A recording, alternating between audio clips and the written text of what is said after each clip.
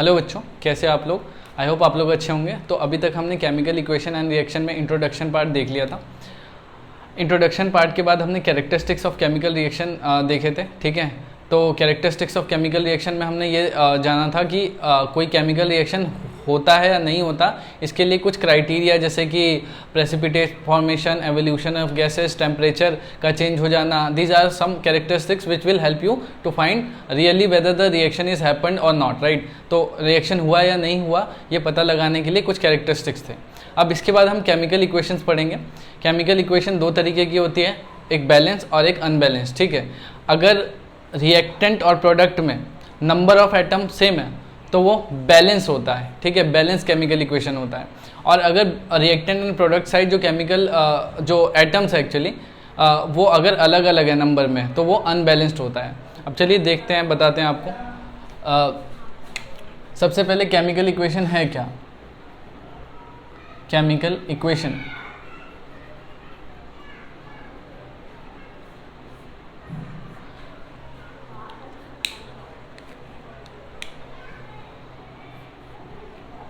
देखिए, chemical equation क्या है कि when we are following some protocols, when we are writing और representing some reactions, then it is called chemical equation, right. तो chemical equation क्या है,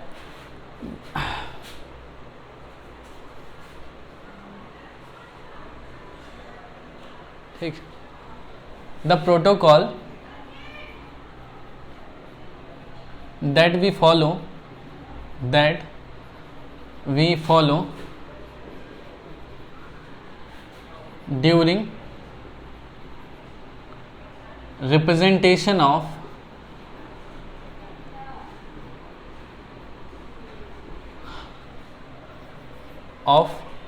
chemical reactions is called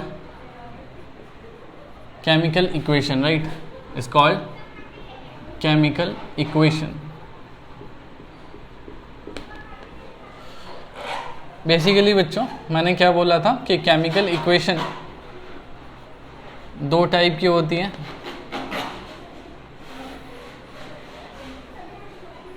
एक balanced और एक unbalanced,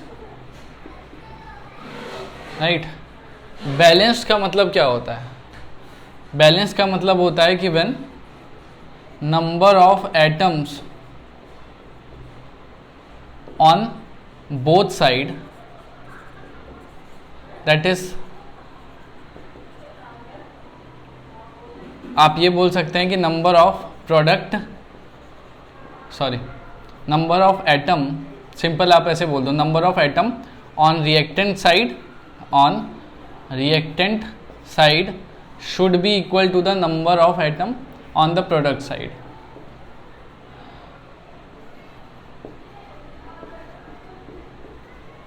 product side of each element, right, of each element। हर एक element के जो एटम है वो लेफ्ट हैंड साइड और राइट हैंड साइड बराबर होने चाहिए, तो ऐसा रिएक्शन बैलेंस कहलाता है। सिमिलरली अनबैलेंस में क्या होगा कि number of atoms of each element on reactant side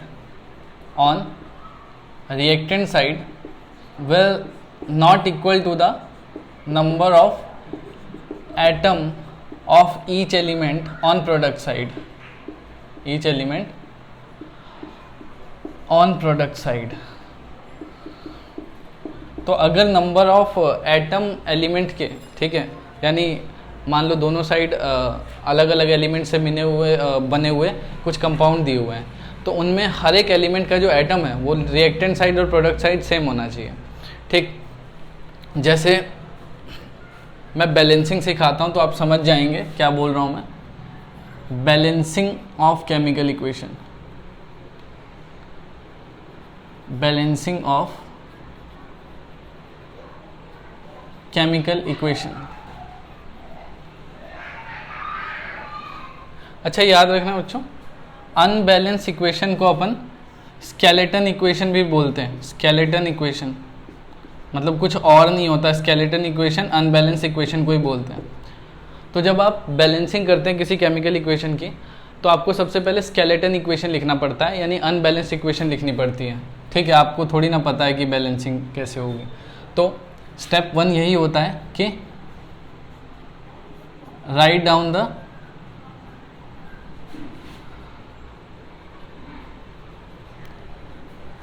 skeleton equation.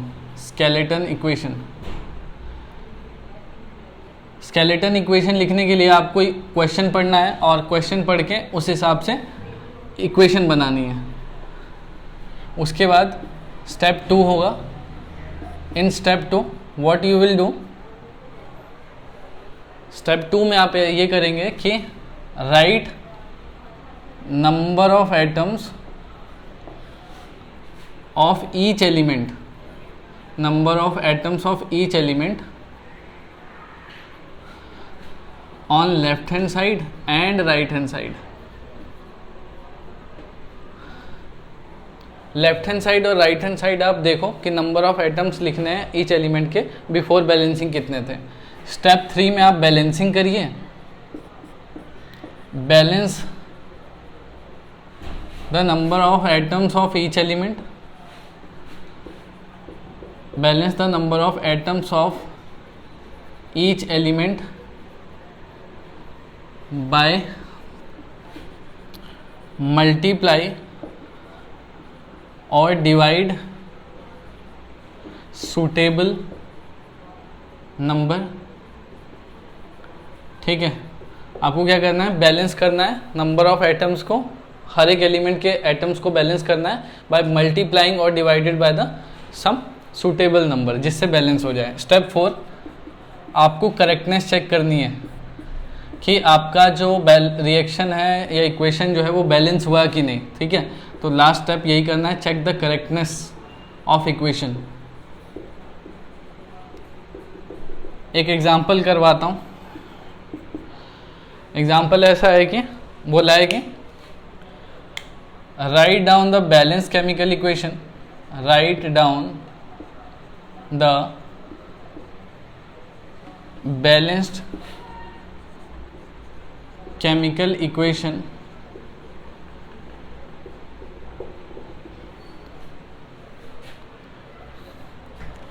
of combustion of methane, of combustion of methane। Methane की कंबशन का बैलेंस इक्वेशन लिखना है। तो देखो मीथेन क्या है, CH4, कंबशन करवानी है मतलब ऑक्सीजन से रिएक्ट करवाना है, सिंपल। ठीक, तो स्टेप 1 कर रहा हूँ मैं, स्केलेटन लिख रहा हूँ। स्केलेटन मतलब जो मुझे समझ में आ रहा है रिएक्शन को देखने से, सॉरी क्वेश्चन को देखने से वो लिख देना है मैंने। तो मैं बोल रहा हूँ कंबशन ऑफ मीथेन। मीथेन क्या होता है, CH4। कंबशन करवा रहे हैं तो क्या होगा, ऑक्सीजन से रिएक्शन होगा, क्या बनेगा, कार्बन डाइऑक्साइड एंड वाटर। किसी भी हाइड्रोकार्बन को जलाने से 2 ही चीज़ें मिलती हैं, कार्बन डाइऑक्साइड एंड वाटर। ठीक, ये तो मैंने बताया था कार्बनेंस कंपाउंड के अंदर, आप पढ़ लेना, और नहीं तो यहाँ से भी याद रख लो। ठीक है, कि कोई भी हाइड्रोकार्बन है, ठीक, दिस इज़ व्हाट हाइड्रोकार्बन, क्योंकि इसमें 2 ही चीज़ें दिखती हैं आपको, कार्बन और हाइड्रोजन। तो इनको जलाएंगे तो क्या ही बनेगा, कार्बन डाइऑक्साइड एंड वाटर। अब देखो स्टेप 1 हुआ। स्टेप 2 क्या करेंगे, नंबर ऑफ आइटम्स देख लो, यहाँ लिखो एलिमेंट। ठीक, यहाँ लिख दीजिए लेफ्ट हैंड साइड में कितने आइटम्स हैं और यहाँ लिख दीजिए राइट हैंड साइड में कितने आइटम्स हैं। एलिमेंट, यहाँ कार्बन, हाइड्रोजन, ऑक्सीजन, 3 एलिमेंट दिख रहे हैं। यहाँ लेफ्ट में बताओ रिएक्टेंट साइड कितना कार्बन है, 1, प्रोडक्ट साइड कितना है, 1, रिएक्टेंट साइड हाइड्रोजन कितने हैं, 4, इस साइड कितना है, 2। ठीक, और ऑक्सीजन कितने हैं बताइए, 2 है लेफ्ट हैंड साइड, और राइट हैंड साइड कितना है, 3। ठीक, तो बैलेंस तो नहीं है। अब स्टेप 3 में बैलेंस करना है आपको। तो पहले आप नोट कर लीजिए, करिए फटाफट।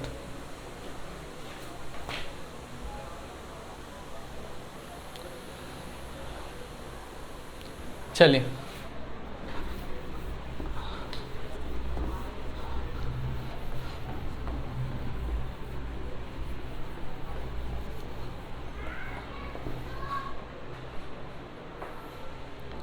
अब देखिए स्टेप 3 क्या है, बैलेंसिंग करना।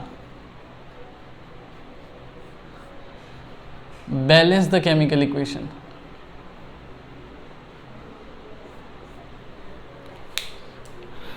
अब बैलेंस में दिमाग खर्च होता है, ठीक है। आपको देखना है कौन सा एटम कम है कौन सा ज़्यादा, किस साइड कम है किस साइड ज़्यादा है, उस हिसाब से आपको बैलेंस करना होता है।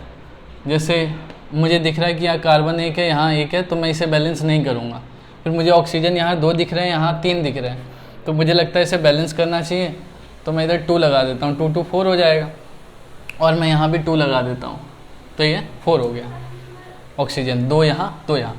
हाइड्रोजन कितने हो गए 4 हो गए, यहाँ भी हाइड्रोजन 4, और कार्बन तो एक ही है, बैलेंस हो गया, ठीक है।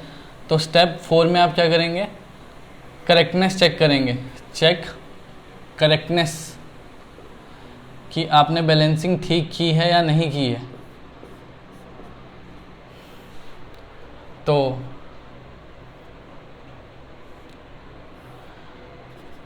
एलिमेंट यहाँ लिख दीजिए, और लेफ्ट हैंड साइड और राइट हैंड साइड। एलिमेंट क्या, carbon hydrogen oxygen. Carbon 1 1, hydrogen कितने 4 4, ऑक्सीजन 4, यहाँ भी ऑक्सीजन कितने हो गए 4 हो गए। तो फाइनली रिएक्शन क्या हो गया, बैलेंस हो गया। तो this is your what, balanced chemical equation, balanced chemical equation.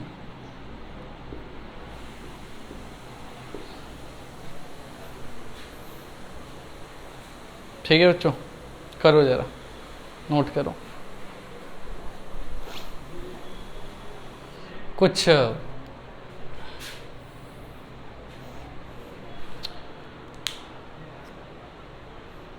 आपको क्वेश्चन भी देते हैं, जैसे एक सवाल बैलेंसिंग का है, मैं लिख देता हूँ, बैलेंस फॉलोइंग इक्वेशन, ठीक।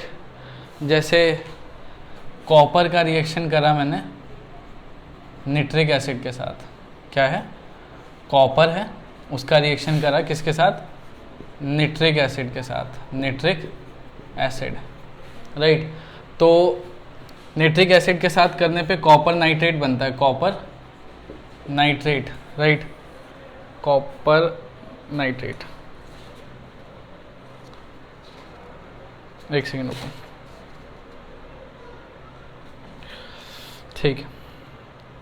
NO3 ट्वाइस और साथ में 2NO2, और अरे बैलेंस नहीं करना है, मेरे को तो याद हो जाती है ना बैलेंस करके, NO2 और साथ में आपको क्या करना है, वाटर H2, इसे बैलेंस करना है, ठीक है। चलिए मैं ही बैलेंस कर देता हूँ आपके लिए, ठीक। क्वेश्चन दिख रहा है सभी को, ठीक है। सबसे पहला क्या करना है, बैलेंस करना है केमिकल इक्वेशन। यहीं से शुरू करें, पहले आप इसे नोट कर लो फटाफट, कर लीजिए। मैं चाहता हूँ कि चलो अलग से ही कर लेते हैं, मैं 5 तक काउंट कर रहा हूँ, इसे नोट करो, मैं रब करूँगा 1 2 3 4 एंड 5, बस पॉज कर लेना अगर नोट नहीं हुआ होगा तो।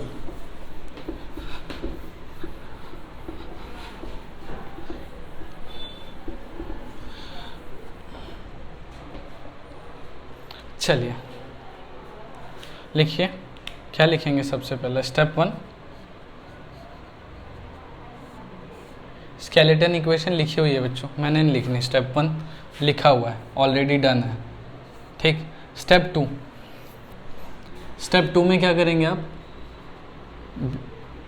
आपको देखना है कि अनबैलेंस या स्केलेटन इक्वेशन, ये आपकी क्या है, स्केलेटन है, जो मैंने लिखा है वो क्या है, स्केलेटन है। स्केलेटन वो जो बैलेंस नहीं होता, ठीक है। तो यहाँ मैं लिख देता हूँ एलिमेंट, और यहाँ लिख देता हूँ बच्चों एटम, ठीक है। लेफ्ट हैंड साइड में कितने और राइट हैंड साइड में कितने हैं, देखिए यहाँ पर कॉपर, ठीक।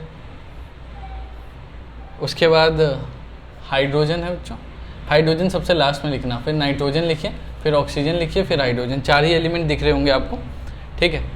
चलिए अब कॉपर लेफ्ट हैंड साइड में कितना है, 1 है। नाइट्रोजन कितने हैं बच्चों, 1 है, देखो साफ 1 है। ऑक्सीजन कितने हैं, 3 है, तो 3 लिखिए। हाइड्रोजन कितना है, 1 है, तो 1 लिख दीजिए। राइट हैंड साइड में देखिए, राइट हैंड साइड में कॉपर 1 है।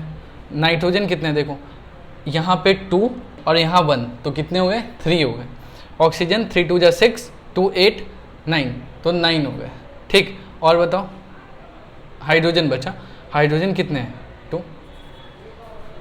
तो ये बैलेंस तो नहीं है, तो चलिए अब बैलेंस करते हैं। स्टेप 3 बैलेंसिंग करनी है अब आपको। अब बैलेंसिंग में दिमाग लगता है, मैं वही बोल रहा हूँ, आपको चेक करना पड़ेगा किसको किससे मतलब कौन सा कम है, किस साइड कम है, उस साइड मल्टीप्लिकेशन किस नंबर से करें, ठीक है। ये सब आपको देखना पड़ता है। जैसे अब लिखा है कॉपर, एक बार मैं लिख देता हूँ पूरा रिएक्शन, HNO3, ठीक। कॉपर नाइट्रेट बना है, साथ में NO2 प्लस पानी, ठीक। यहाँ पर बच्चों हाइड्रोजन कितना है, 1, वहाँ कितना है, 2। मैं मन कर रहा है 2 कर दूँ, इससे फ़ायदा पता है क्या होगा। ऑक्सीजन कितने हो गए, 6, यहाँ पर कितने हैं, 6 नहीं, यहाँ पर 8 ऑक्सीजन है। अभी बात बनी नहीं है, पर एक बात बन गई है, देखो हाइड्रोजन 2 है, यहाँ 2 हाइड्रोजन है, यहाँ नाइट्रोजन 2 है, और यहाँ भी नाइट्रोजन 2 हो गए, ठीक। तो सही है, कोई दिक्कत नहीं है, बन गया। अच्छा और कुछ कर सकते हैं क्या, एक चीज़ बैलेंस नहीं हो रही है तो समस्या हो जाएगी। हाइड्रोजन के हिसाब से हम देखेंगे तो फिर 2 चीज़ें तो बैलेंस हो रही है कि नहीं हो गई, तो आप 4 से मल्टीप्लाई कर लो। अब देखिए 4 नाइट्रोजन, यहाँ नाइट्रोजन कितने हैं, 2 3, ठीक। और यहाँ ऑक्सीजन कितने हो गए, 4 3 12, ठीक है। तो ऐसा करिए आप यहाँ पे 2 मल्टीप्लाई कर लो। जो नंबर मल्टीप्लाई कर रहा हूँ मैं लिख देता हूँ, ठीक है, आप कहीं बाद में कंफ्यूज हो। ये नंबर मल्टीप्लाई किया मैंने, ये नंबर मैंने बाद में मल्टीप्लाई किया। तो अब देखिए 4 हाइड्रोजन, यहाँ हाइड्रोजन कितने हैं, 2 ही हैं, तो फिर यहाँ भी आप बैलेंस कर दो, 2 लगा दो। उसके बाद नाइट्रोजन कितने हैं, 4 है, यहाँ कितने हैं, 2 और 2 4 हो गए, यहाँ भी सही है। उसके बाद ऑक्सीजन देखिए 4 3 12, ये 3 2 6 और 2 2 4 10 हो गया, और ये 12 हो गया, ठीक। तो बैलेंस हो गया। और कॉपर एक, ठीक है। तो स्टेप 4 बैलेंस तो हो गया इक्वेशन। तो अब लिखिए, करेक्टनेस चेक करिए। Element on left hand side and right hand side. Left hand side में कॉपर 1, राइट हैंड साइड में कॉपर 1 है। नाइट्रोजन कितने हैं, 4 हैं। जिस सीक्वेंस में अपने स्केलेटन में लिखा होगा कोशिश करना कि फाइनल करेक्टनेस चेक करते वक्त भी उसी सीक्वेंस में लिखो। और इस साइड भी कितने हैं, देखो 2 और 2 4, तो 4 नाइट्रोजन हो गया। अच्छा बच्चों, उसके बाद फिर क्या रहता है आपका, oxygen. Oxygen left hand side कितने हैं, 4 3 12, और यहाँ पर कितना है, 3 2 6 6 4 10 10 to 12। उसके बाद हाइड्रोजन, हाइड्रोजन कितने हैं, 4 है यहाँ, और यहाँ कितने हैं, 2 2 4, तो 4 ही हैं। तो बैलेंस हो गया। This is balance chemical equation.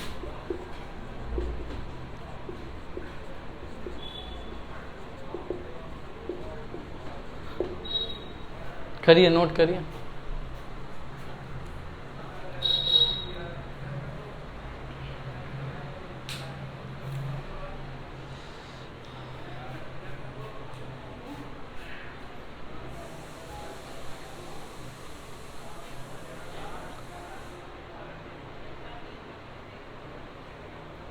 ठीक है बच्चों, नोट हो गया होगा आई थिंक, और नहीं हुआ होगा तो पॉज करके कर लेना, आगे बढ़ते हैं। तो आई थिंक बैलेंसिंग आपको क्लियर होगा। और आपको क्या करना है, एनसीईआरटी उठानी है आपने, ठीक है। और एनसीईआरटी उठा के उसमें जो भी बैलेंसिंग है वो ट्राई करिए। ठीक है। और फिर कोई डाउट है तो कमेंट कर देना, मैं बता दूंगा, ठीक है।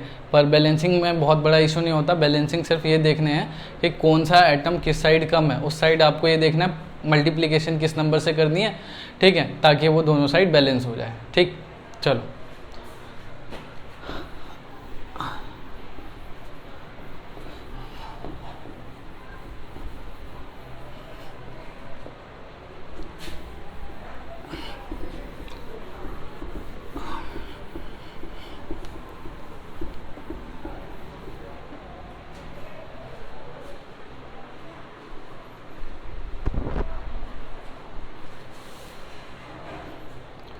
अब बच्चों अपने को पढ़ना है टाइप्स ऑफ केमिकल रिएक्शन। मैंने पिछले लेक्चर में बोला था कि हर एक रिएक्शन, ठीक, किसी ना किसी टाइप में आता है, ठीक है, because reaction has different type, जैसे कि decomposition reaction, combination reaction, double decomposition reaction, redox reaction.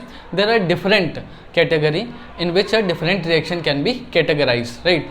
तो हर एक रिएक्शन किसी न किसी कैटेगरी में आता है। अब वो हम देखते हैं कैसे, एक फ्लो डायग्राम बनाते हैं जिससे आपको पूरा कैटेगरी समझ में आ जाएगा और फिर एग्जांपल्स करके आपको बता देंगे, ठीक है। तो चलिए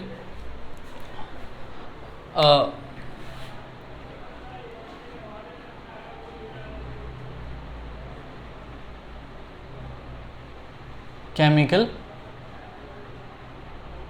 रिएक्शन,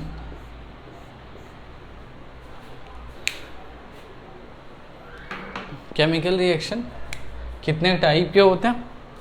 तो सबसे पहले बच्चों अपन लिखते हैं combination reaction, right. Combination reaction,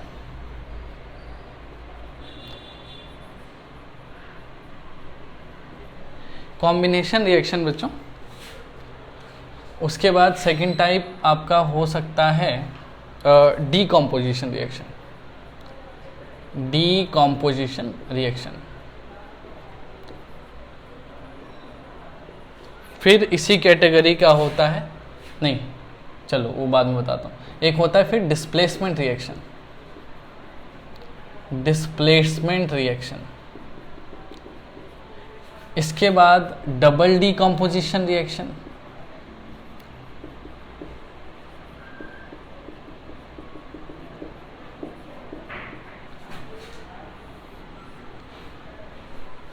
फिर आपका रेडॉक्स रिएक्शन, रेडॉक्स रिएक्शन। एक एक करके समझिए। कॉम्बिनेशन और रिएक्शन का मतलब क्या है? जब दो एलिमेंट या दो कंपाउंड या एक एलिमेंट और एक कंपाउंड मिक्स होके कुछ एक नया प्रोडक्ट बनाते हैं, that is called combination reaction, right. तो अपन क्या कह रहे हैं, कॉम्बिनेशन रिएक्शन में क्या होगा, there may be a combination of element with element, right. Second is element with compound, element plus compound, कि एलिमेंट कंपाउंड के साथ कंबाइन हो जाए, कॉम्बिनेशन मतलब कंबाइन होना। और एक तीसरा कैटेगरी क्या होगा बच्चों, compound plus compound, right. Compound plus compound का जो है वो एडिशन हो जाए, कॉम्बिनेशन हो जाए, ठीक है। चलिए अब डीकम्पोजिशन रिएक्शन। डीकम्पोजिशन बच्चों तीन तरीके से हो सकती है। एक तो हो सकता है थर्मल डीकम्पोजिशन, थर्मल डीकम्पोजिशन। अच्छा, डीकम्पोजिशन होता क्या है, जब एक कंपाउंड टूटकर दो अलग अलग डिफरेंट कंपाउंड या दो डिफरेंट एलिमेंट बनाता है या टू डिफरेंट स्पीशीज बनाता है, लाइक एक एलिमेंट और कंपाउंड बना सकता है या एक दोनों ही कंपाउंड बना सकता है डीकम्पोज होके, या एक एलिमेंट और एक कंपाउंड बना सकता है। यानी रिवर्स होता है किसका, कॉम्बिनेशन का, ठीक है। कॉम्बिनेशन का उल्टा है डीकम्पोजिशन। तो एक कंपाउंड जब टूट के क्या बनाते हैं, एक से ज़्यादा कंपाउंड बनाते हैं, दैट इज कॉल्ड डीकम्पोजिशन।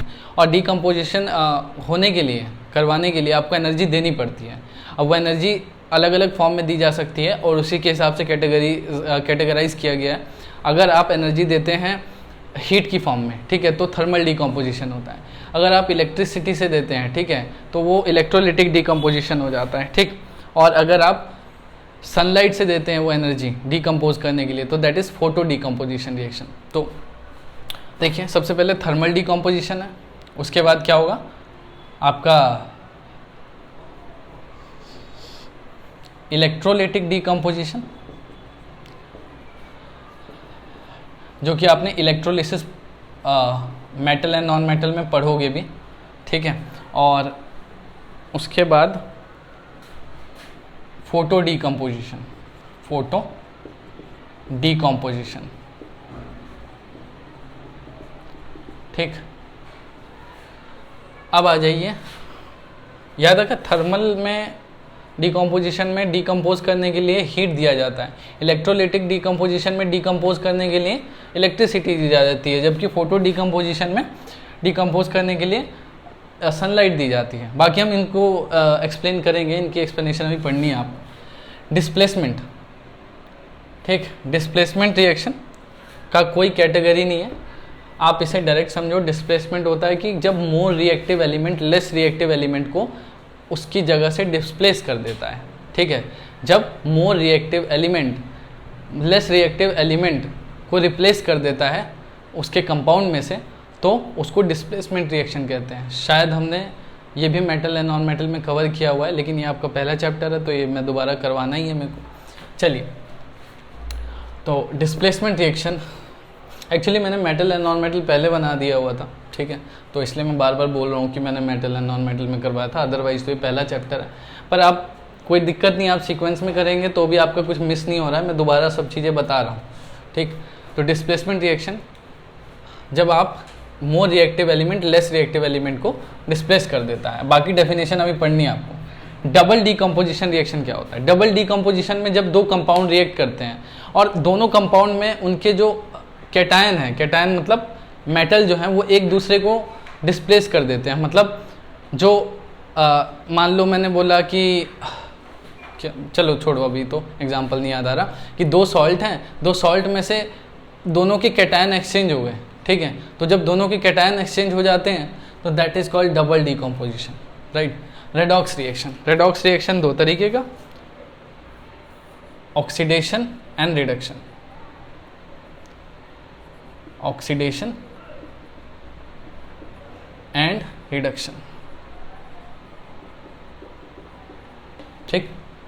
तो ये फ्लो डायग्राम याद कर लो, समझ में आ जाएगा पूरा प्रोसेस। अब एक एक करके हम एक्सप्लेन करेंगे।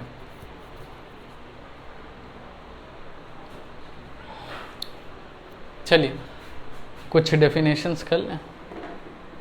सबसे पहले कॉम्बिनेशन रिएक्शन, चलो नोट करो पहले इसे फटाफट। 5 तक काउंट करूंगा, 1 2 3 4 एंड 5, बस।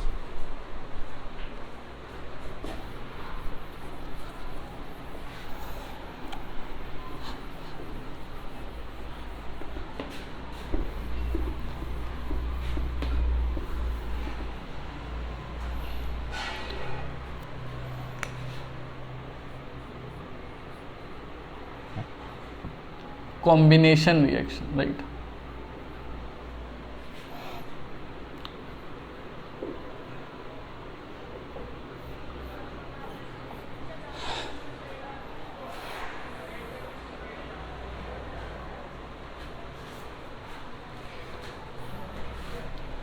The reaction in which ऐसे रिएक्शन जिसमें 2 और मोर एलिमेंट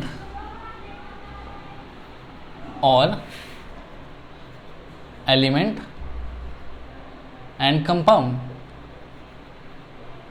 और कंपाउंड और 2 compound combine to form single compound, combine to form single species.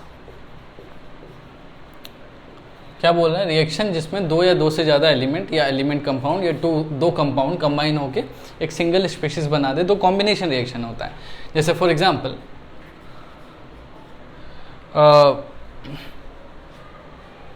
Burning of magnesium, for example है बर्निंग ऑफ मैग्नीशियम। मैग्नीशियम का रिएक्शन O2 से करिए तो क्या होगा, MgO, ठीक, 2MgO। उसके बाद reaction of water and quicklime, reaction of water and quicklime, water और क्विकलाइम का रिएक्शन। जैसे कैल्शियम ऑक्साइड है, पानी से रिएक्शन करा तो क्या बनेगा, कैल्शियम हाइड्रोक्साइड बनता है। अभी पिछले क्लास में बताया था, ये होता है क्विकलाइम, चूना होता है ये, ठीक है। और ये बनता है स्लेक्ड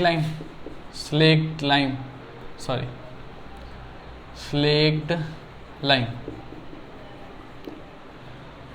जब आप पुताई करते हैं घर में, चूना लगता है, अब तो खैर रॉयल पेंट करते हैं लोग, ठीक है, पहले के टाइम मतलब पुराने कमरों में सफ़ेद ही होती है, तो उसमें जो चूना लाते हैं, चूना पानी में मिलाते हैं, तो हाईली एक्सोथर्मिक प्रोसेस होता है, बुलबुले से निकलते हैं उसमें, हम लोगों ने तो देखा हुआ है घर में, ठीक है।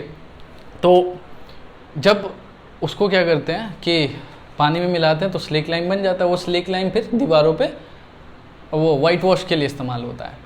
अच्छा, 2 से 3 दिन में, क्योंकि शुरू में इतना डल होता है, शुरू में बहुत ज़्यादा अच्छा कलर नहीं देता, ठीक है, पर उसके बाद कुछ दिन में क्या होता है ना कि over the period of time ये जो कैल्शियम हाइड्रोक्साइड है, जिसको आप स्लेक लाइम बोल रहे हैं, वो एनवायरनमेंट में मौजूद कार्बन डाइऑक्साइड के साथ रिएक्ट कर जाता है। 2 या 3 दिन लगते हैं इसमें, और वो एक कैल्शियम कार्बोनेट बनाता है, ठीक है, जो कि सॉलिड डिपॉजिट होता है और थोड़ा शाइनी होता है, शाइनी नहीं बोलूँगा पर अच्छा लुक देता है एज़ कम्पेयर टू जब आप शुरू में करते हैं पुताई, तो ठीक है। तो आप ये लिख सकते हैं, this reaction is used to white wash, this reaction is used to white wash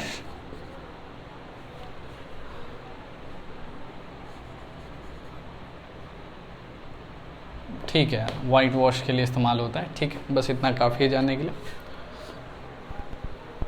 ठीक है। और चलिए आगे, अब मैं बोल रहा था कि एलिमेंट कंबाइन हो सकते हैं, एलिमेंट कंपाउंड, तो उनके भी एग्जांपल अलग अलग से देख लो। जैसे combination between element and element, combination between element and element, देख लेना बच्चों, राइटिंग अच्छी नहीं है मेरी। जैसे आपने कैटेगराइज किया था कि एलिमेंट कंबाइन होंगे तो भी कॉम्बिनेशन है, एलिमेंट कंपाउंड कंबाइन होगा तो भी तो भी कॉम्बिनेशन है, और कंपाउंड कंबाइन होगा तो भी कॉम्बिनेशन है, ठीक है, कॉम्बिनेशन रिएक्शन है। तो अभी अपन कौन सा एग्जांपल दे रहे हैं, एलिमेंट और एलिमेंट के। कार्बन जब ऑक्सीजन के प्रेजेंस में कंबशन होगा तो CO2 बनता है, ठीक। उसके बाद आ जाइए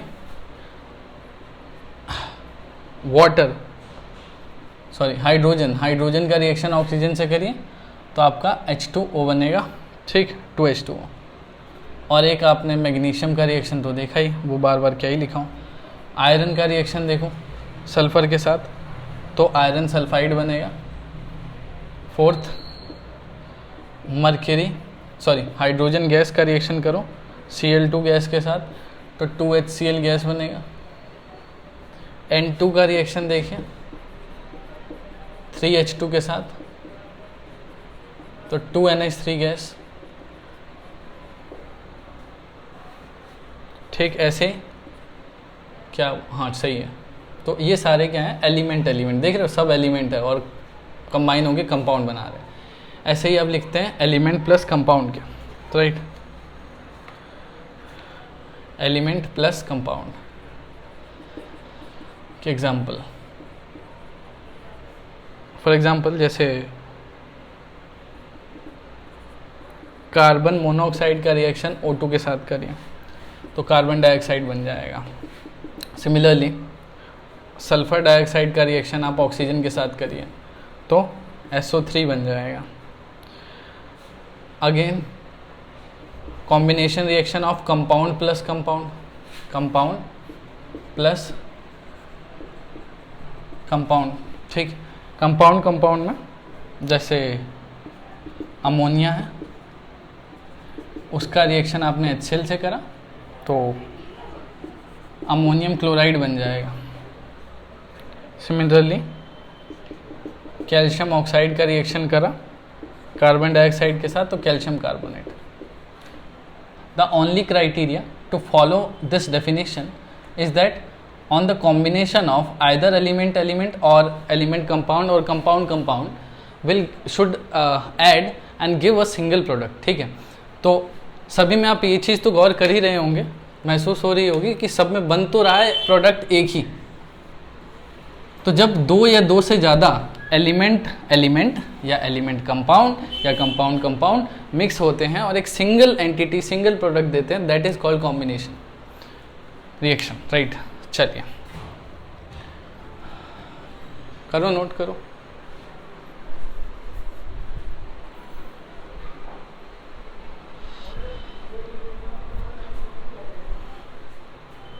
फाइव तक काउंट कर रहा हूँ, 1 2 3 4 and 5, बस।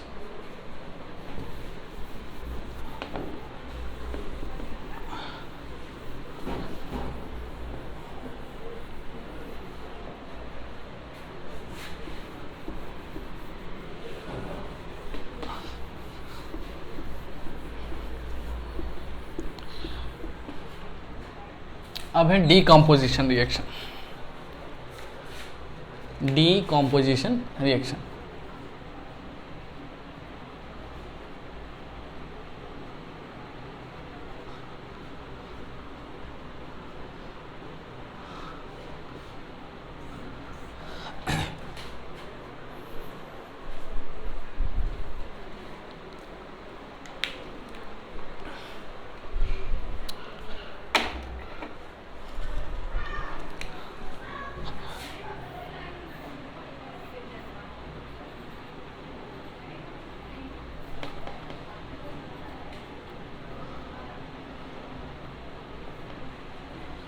Decomposition reaction. चलिए, तो क्या होता है डीकॉम्पोजिशन? जब एक कंपाउंड टूट के दो या दो से ज़्यादा एंटिटी या दो से ज़्यादा स्पीशीज़ में डिवाइड हो जाता है तो that is called decomposition reaction, right. तो एक कंपाउंड का टूटना और उससे बहुत सारे एलिमेंट या कंपाउंड का बन जाना, दैट इज़ कॉल्ड डीकॉम्पोजिशन। तो those reaction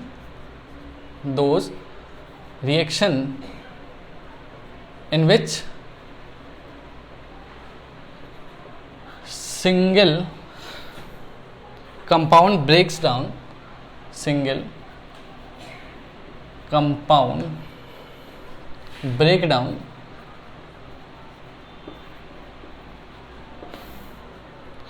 to give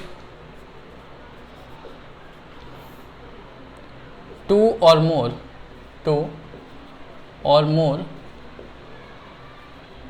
simple substances.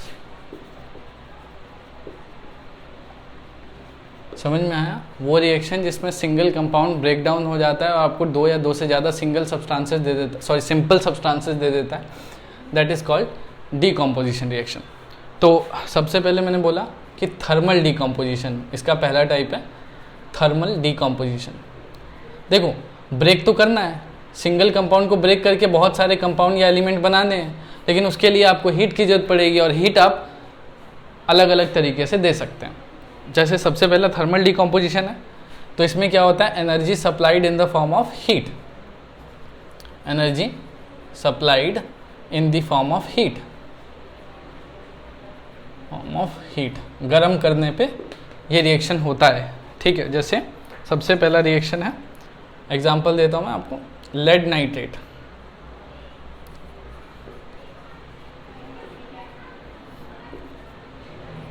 ठीक, लेड नाइट्रेट को हीट दीजिए तो लेड ऑक्साइड बनता है, साथ में NO3 प्लस ऑक्सीजन गैस, ठीक।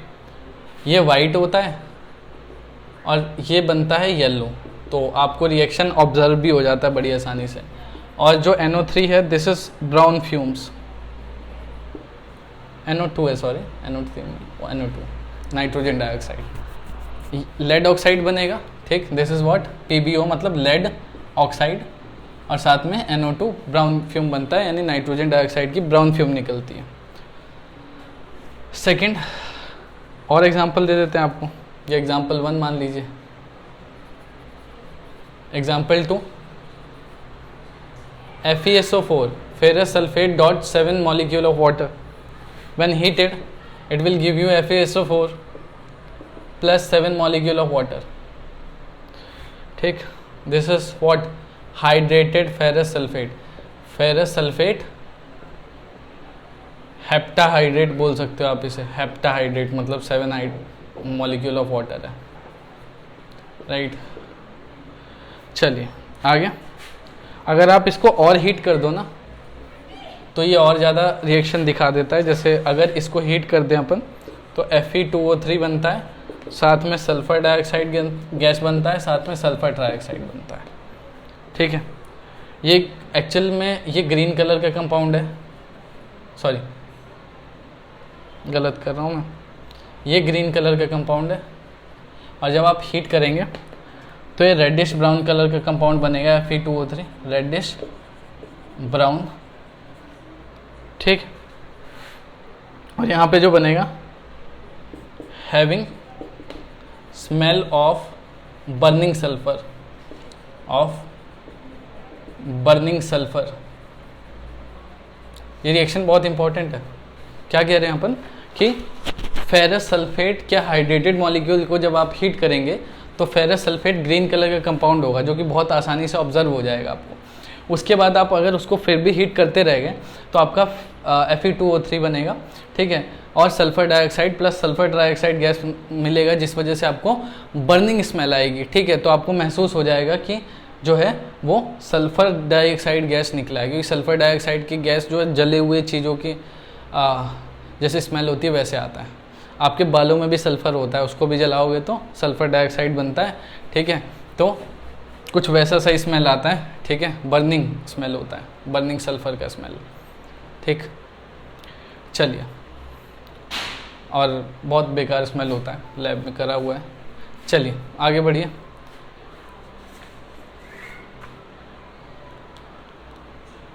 एक और एग्जांपल दे देता हूँ आपको, जैसे example 3 copper sulphate .5H2O 100 degree Celsius के साथ हीट करिए तो बनेगा कॉपर सल्फेट। वो 4 मॉलिक्यूल ऑफ वाटर लूज कर, सॉरी 5 में से 4 मॉलिक्यूल ऑफ वाटर लूज कर देता है पहले स्टेप में, ठीक। उसके बाद अगर आप और ज़्यादा हीट करते हो, मतलब बहुत ज़्यादा टेम्परेचर लगभग 230 से लेके 250 डिग्री सेल्सियस तक, तो ये कॉपर सल्फेट बना देता है anhydrous, right. This is white anhydrous sulphate, anhydrous copper sulphate, copper sulphate, ठीक। ये थे आपके थर्मल डीकम्पोजिशन के एग्जाम्पल। एक सेकेंड रुकना, ठीक है, आगे आइए। अब है आपका electrolytic decomposition, electrolytic decomposition. Decomposition है तो ब्रेक करने के लिए एनर्जी चाहिए, और energy is given in the form of electricity, energy is given in the form of electricity, in the form of electricity.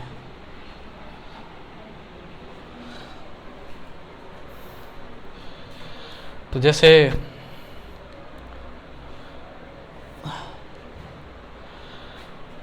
Electrolysis process हमने समझाया था मेटल एंड नॉन मेटल में, एक बार जाके देख लेना कि 2NaCl है, उसका अगर एक्वस सोल्यूशन लो, एक्वस सोल्यूशन का मतलब होता है कि पानी में NaCl को मिला दो, मिक्स कर दो, घोल दो, ठीक है, और उसका इलेक्ट्रोलिसिस करिए, ठीक है, याद होगा यार, ठीक है।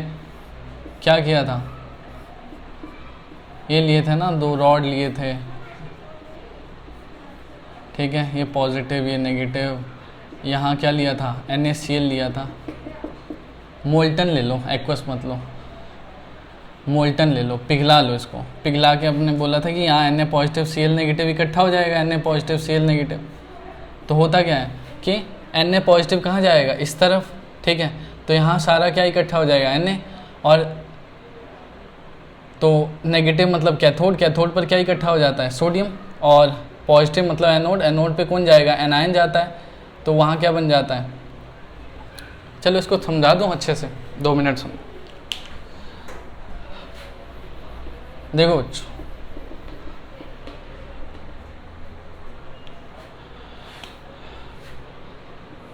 एक बीकर लीजिए, ठीक है, उसमें ना 2 रॉड लगानी है आपको, ठीक, 2 रॉड लगा दीजिए। यहाँ प्लेटिनम की रॉड लगा दीजिए। प्लेटिनम इनर्ट होता है तो रिएक्शन नहीं करेगा, ठीक। और यहाँ पर NaCl को पिघला के डाल दीजिए। अब जैसे ही NaCl मेल्ट होगा उसके आयन फ्री हो जाएंगे, ठीक है, मोबाइल फ्री हो जाएंगे, मूव करने लगेंगे, मोबाइल हो जाएंगे, ठीक है। तो होगा क्या, ये पॉजिटिव ये नेगेटिव। पॉजिटिव वाला क्या होता है, एनोड होता है, और एनोड पर क्या होता है, ऑक्सीडेशन। और एनोड पर जाते कौन है, एनायन जाते हैं, इसीलिए उसका नाम एनोड पड़ता है। तो एनोड पर क्या रिएक्शन होगा बताओ, एनायन जाएगा। एनायन क्या है, Cl नेगेटिव। एनायन मतलब नेगेटिवली चार्ज, ठीक, एनायन मतलब नेगेटिवली चार्ज स्पीशीज। तो नेगेटिवली चार्ज स्पीशीज क्या है, NaCl में से Cl नेगेटिव है, तो वो कहाँ जाएगा, एनोड की तरफ। वहाँ जाकर क्या करेगा, अपना इलेक्ट्रॉन लूज कर देगा और Cl2 गैस बना लेगा।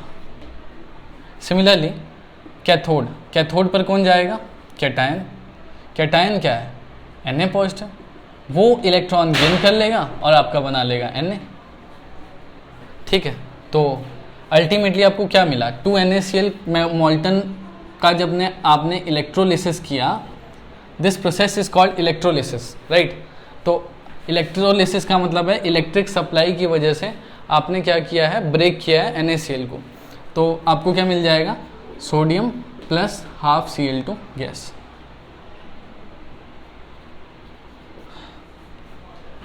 सिमिलरली और भी हो सकता है, जैसे मैंने मेटल एंड नॉन मेटल में और एग्जांपल करवाए हैं, आप बिल्कुल जाके देख लेना। 2Al2O3, आप इसमें भी इलेक्ट्रोलिसिस सेम करो, इलेक्ट्रोलिसिस जो कि पासिंग ऑफ इलेक्ट्रिक करंट होता है। तो आपको क्या मिल जाएगा, aluminium and oxygen. Same step है, एनोड पर और कैथोड पर मिलता है, पर अब सबको तो ऐसे नहीं बताया जा सकता। और अगर आपको सबका देखना है कि कैसे इलेक्ट्रोलिसिस होता है, तो मेटल एंड नॉन मेटल के लेक्चर देख लो, उसमें ज़रूर है ये सारी चीज़ें। मैंने Al2O3 का भी इलेक्ट्रोलिसिस किया है, NaCl का भी इलेक्ट्रोलिसिस किया है, ठीक है। चलिए,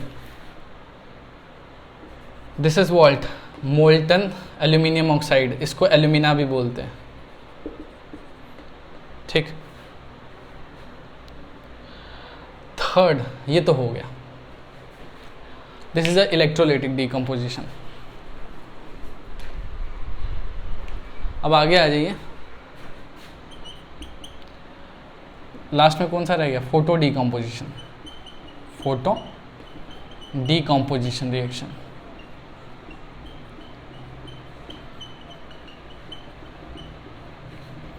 फोटो डीकम्पोजिशन मैंने बताया था कि energy given in the form of sunlight, energy given in the form of sunlight. Sunlight की फॉर्म में एनर्जी दी जाती है। तो कुछ एग्जांपल लिखिए, जैसे 2AgCl। 2AgCl मतलब सिल्वर क्लोराइड की डीकम्पोजिशन करवानी तो सनलाइट देना पड़ेगा। सनलाइट को HNu से भी लिखते हैं बच्चों, किसी किसी बुक में लिखा होगा, ठीक है। Where nu is frequency, H is Planck's constant.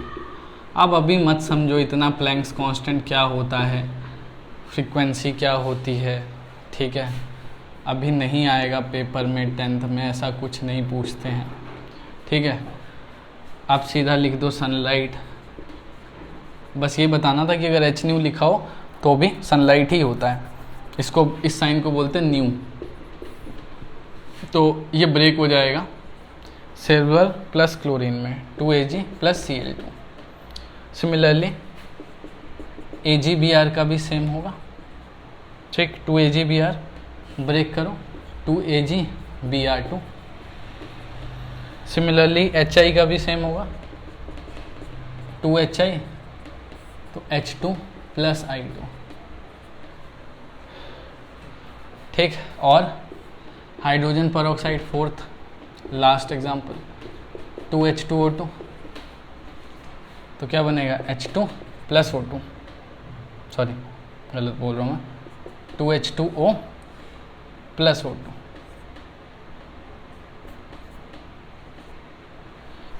तो यही है।